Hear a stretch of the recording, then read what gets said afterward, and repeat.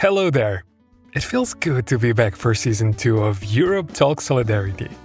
I am Diogo Pires, your host, and I'm happy to continue this journey exploring what solidarity means in Europe today. There is so much yet to discover and discuss about solidarity. Can you remember Season 1 of this podcast? After a long and very enriching tour visiting guests in different European countries, we ended up crossing the Atlantic Ocean. We expanded our horizon and talked with Querechu in Brazil about solidarity beyond Europe and beyond the human species.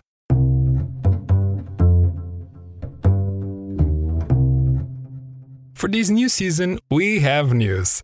For several episodes, we will bring 2 or more guests to shed light on a solidarity-related topic from different perspectives. In this first episode, we will talk to Tommy Lightyear, who currently lives in Baltimore, USA, and to Chloe Bonjean, who is based in Paris, France. Tommy was part of the Europe Talk Solidarity Conference organized in early 2022 in Helsinki by SALTO European Solidarity Corps Research Center. His presentation's focus was cities and public spaces as places where solidarity should and can be encouraged. He talks about shared experiences between inhabitants of the city of Helsinki. That's where his work connects to Chloe's. She is a communication and public relations officer for a theater called La Poudrerie. It's a theater without a venue. But before she tells us this story herself, let's first meet Tommy, shall we? Hi, Tommy. Thank you for welcoming us here. Can you say a little bit about yourself? My name is Tommy Lightyear. I work at the moment at the Johns Hopkins University in Baltimore, in Maryland, as the Bloomberg Public Innovation Fellow. I'm on a 2-year leave of absence from the city of Helsinki, where I acted as the executive director for culture and leisure. Tommy explains to me that the Division of Culture and Leisure of Helsinki takes care of making sure the city's inhabitants have meaningful and joyful experiences in the city and combines the area's youth work, the public library system, sports services, the Philharmonic, and city museums. Tommy, how would you describe yourself to the listeners? I would describe myself as middle-aged, curious, physically somewhat healthy gay man living in a new country and a new city for 7 months now. Tommy moved to Baltimore some months ago and tells me that as Bloomberg Public Innovation Fellow, his job is to reflect on what makes a city good for its inhabitants. My research focuses very much at the moment on how cities build partnerships around parks and public libraries as this kind of civic infrastructure that allows social capital to develop in a city, that are these meeting places or these places of shared existence for people.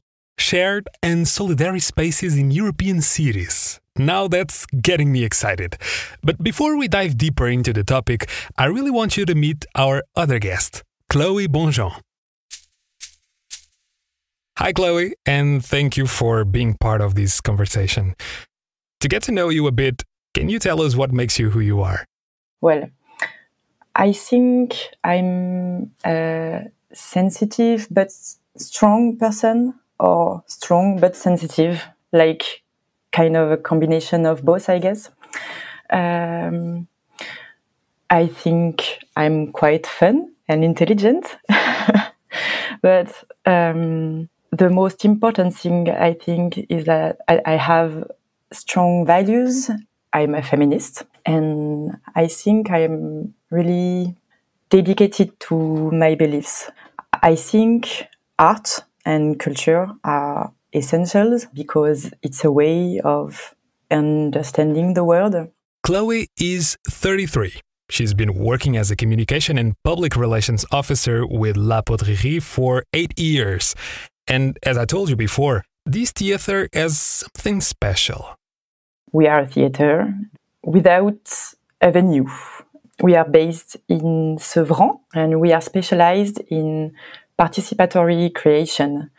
That means that every work we do, every creations we do, involve the participation of the inhabitants of Sevran and the cities around. Tell us about Sevran. What makes it an interesting city to work in? Well, it's a city close to Paris. It's part of what we call Le Grand Paris. It's like the large suburb of Paris. In France, we call this kind of city like a world city because there are more than 100 nationalities in the city. Sevran is a city of 51,000 inhabitants. Half of them are kids, and there is a high level of unemployment. It's not a rich city.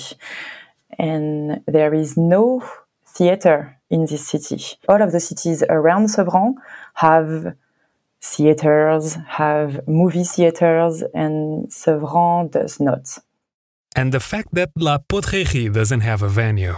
It's a force, and it's sometimes a problem. It's a force in a way that it obliges us to work everywhere. We work in the whole city, and we try to create bonds, bridges between the different neighborhoods.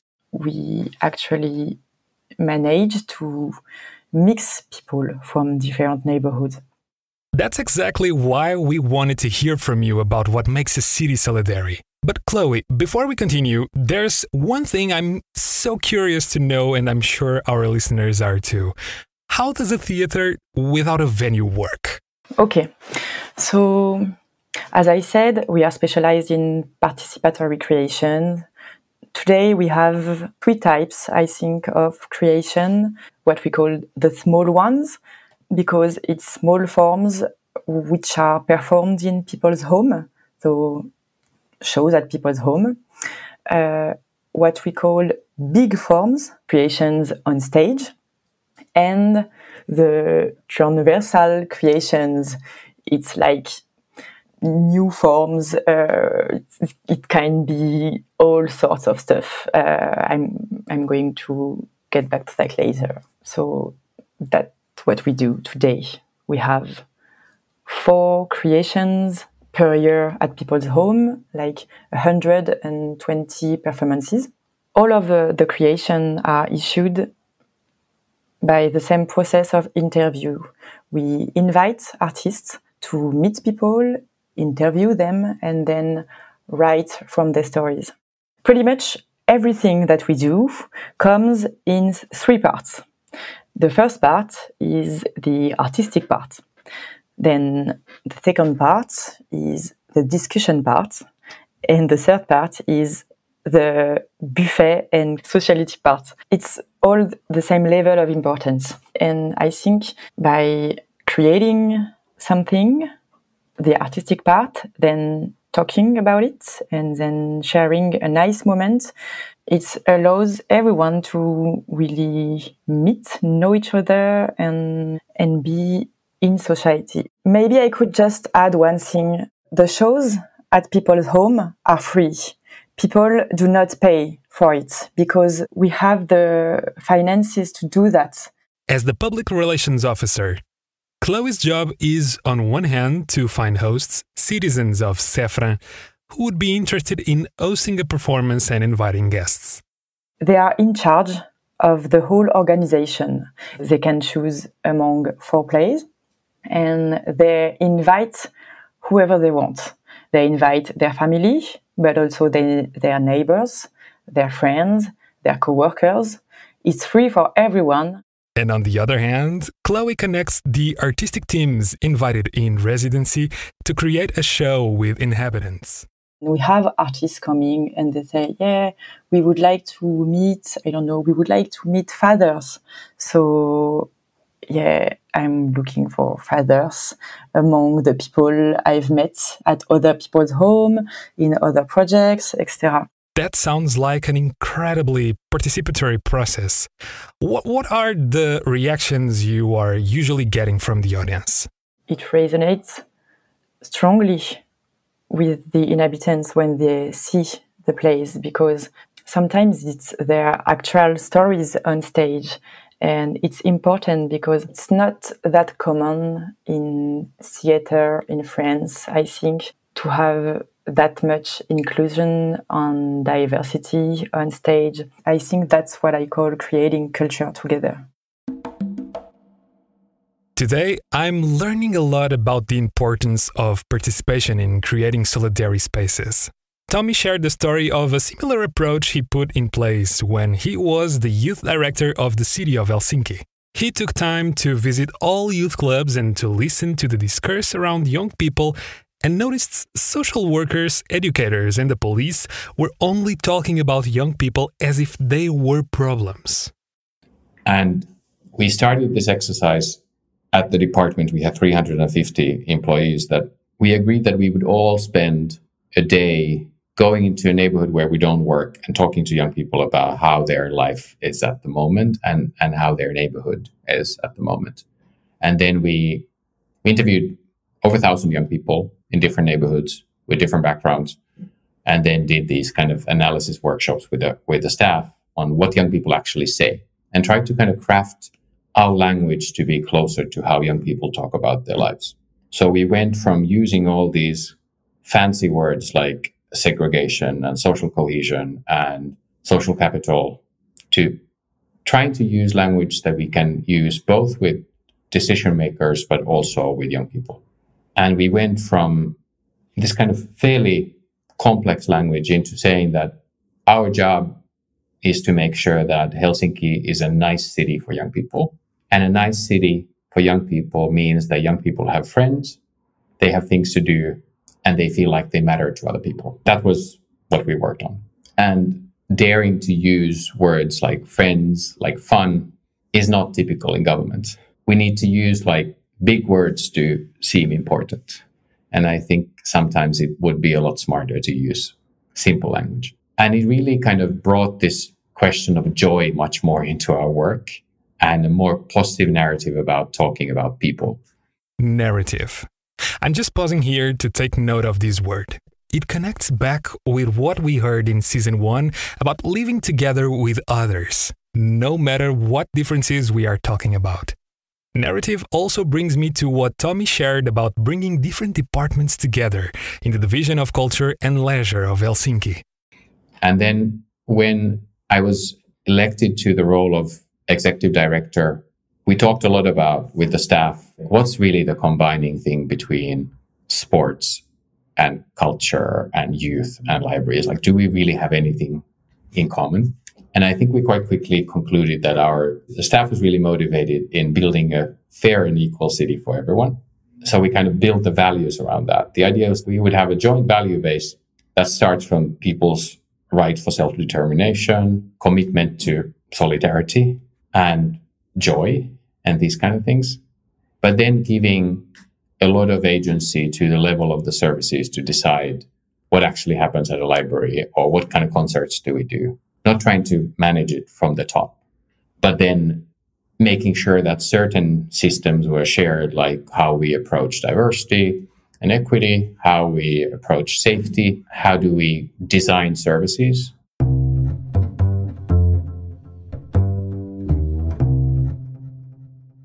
With both Tommy's and Chloe's background stories in mind, let's zoom out a bit and explore how their work is related to solidarity.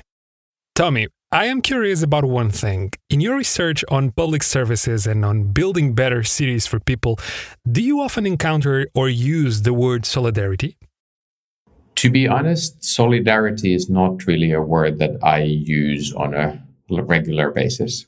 But the notion of solidarity is quite familiar to me, starting from the fact that I've grown up in a Nordic welfare state and worked for one of the public institutions of a Nordic welfare state. Coming from Finland, I guess the notion of solidarity, as in it's smart for us to share resources with other people and to make sure that everyone has the capabilities for a decent life, is quite ingrained in me. It's part of the culture that I was brought up in.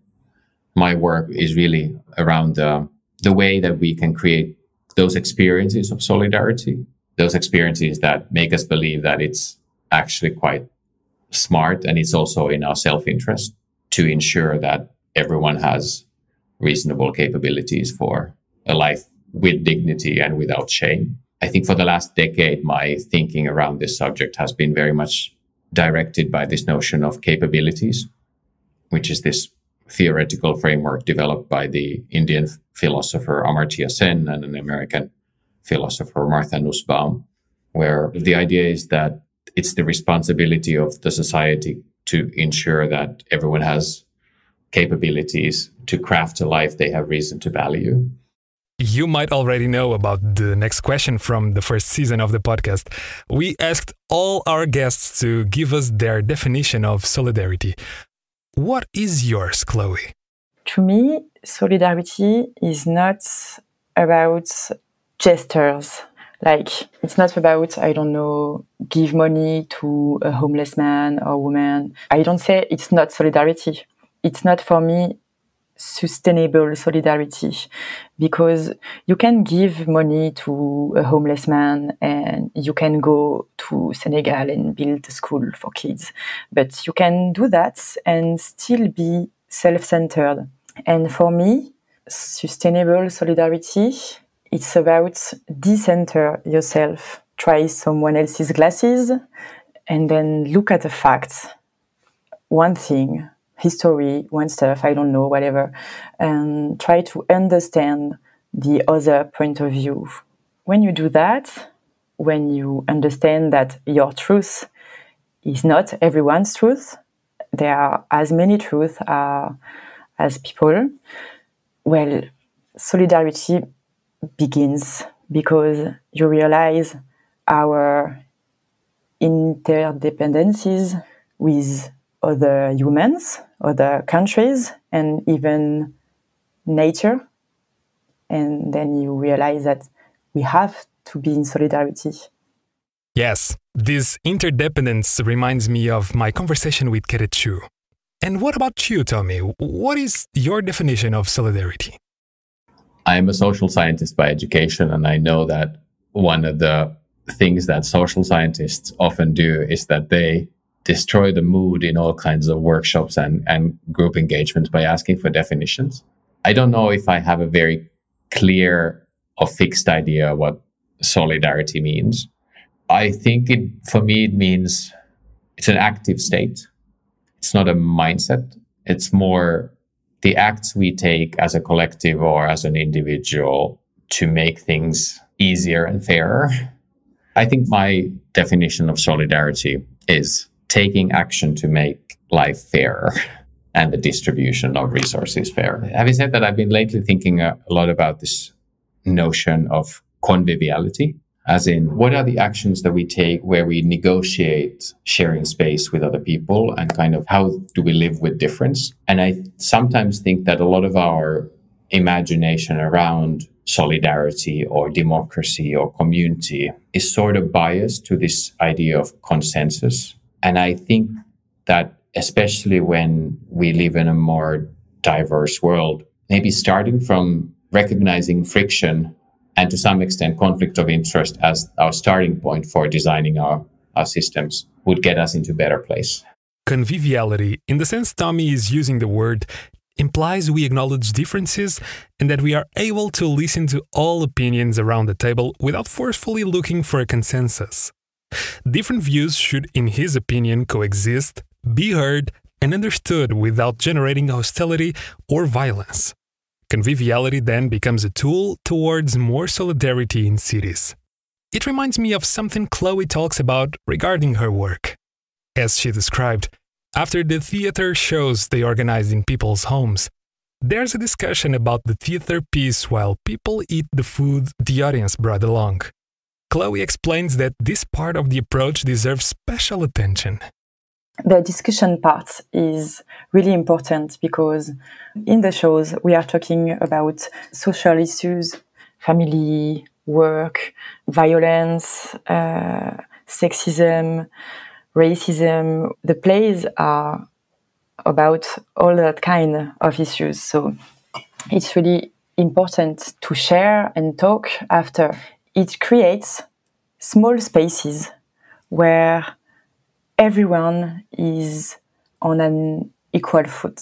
Well, we tried because I don't know if it's real, but I really think so, because we are not here to tell people what they have to think, but we are here to ask questions.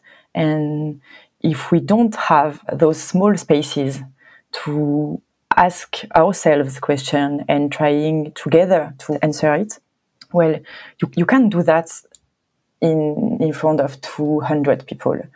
You can't do that. Chloe recalls a theater piece that, instead of talking about Islamic radicalization, talks about the pain of a mother left behind by a son that went to Syria to fight. And people were really moved by this play because they never thought about the mothers. They never thought about the pain that could cause. And that's why the discussion part is so important, because it's a place where we can talk about all of this stuff. And the food part, is really important too.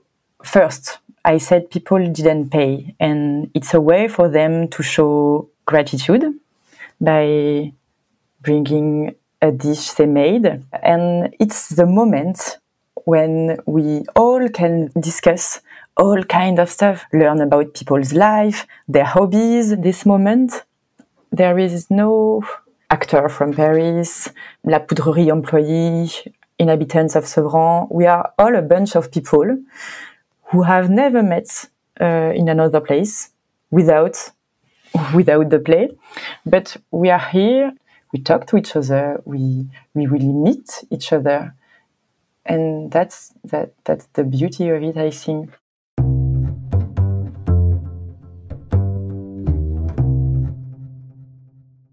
I think we would probably create fairer and smarter ways of engaging and making decisions if we would start from the notion of friction and then thinking of what are the systems and behaviors we have to have in place to negotiate that difference, recognize that difference and friction, and ensuring that that friction doesn't escalate into hostility or violence. I sometimes think that this bias towards consensus-oriented thinking leads to practices where we intentionally, unintentionally suppress minority voices. We push people out of the room if they don't agree with us. And it leads to easily to this kind of diluted result, rather than recognizing that these are the issues where we agree on. These are the issues where there seems to be tension, and now we have to make a decision. Let's ensure that everyone's been fairly heard, and we ensure that we understand each other, even if we don't agree.